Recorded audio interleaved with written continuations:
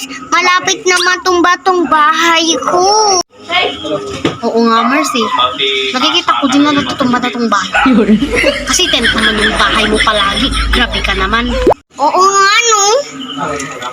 Oo nga, tas ang dami pang palakad dyan sa may bukid natin. Grabe na talaga yung araw ngayon, Mars. Oo nga, Mars, ang ingay-ingay pa nila eh. Mars, hindi nga ako makatulog dyan eh. Kaya pala, kala ko baka yung tumutunog dyan. Sige Mars, alis na ako ha. Sige, mag-iingat ka. Sige Mari, punta na ako. Tomorrow. Ay, umakit na sa wakas. Uy, Marie! Puyat na puyat ka. Mga Mari, hindi ko na nga alam gagawin ko kasi ang ingay-ingay lahat ng mga palaka dyan. Mari, bubugin ko kaya yung mga yan. Nga, Mars, na ilang araw na ako napuyat.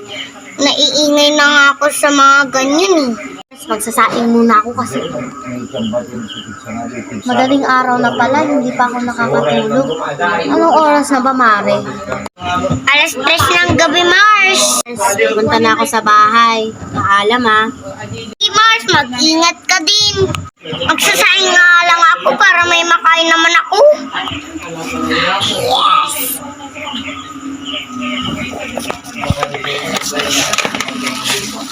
Ang naman ng bigas namin. Oh, wala na akong isasaing. Mangungutang na lang ako kay Kumari. Oh, bakit? Aray, lumabas ka dyan.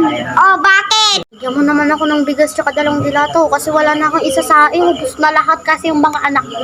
Naku, patay talaga yung mga anak ko na yan. Oh, sige na nga. Bibigyan na nga lang kita. Nakakaawa ka naman. Sige, alis na ako. Sige, bye. Ang tagal naman ni Mari. Kanina pa ako naghihintay na ipapadala niya yung bigas. Umutang na nga lang ako. Siya pa yung matagal eh. Nakainis. Oh, kanina ka pa ba dyan, Mare? Ito na. Kanina ka pa naman, Mari. Kanina pa ako naghahantay. Sige na, uwi na ako ha. Sige. Salamat. Luluto na ako. Ba't walang laman? Nampakan ko si Mars. Mars, tignan mo nga to. Walang laman. Oh. May laman yan eh. Sorry, mga gamit lang yung mga nandito sa bahay ko eh.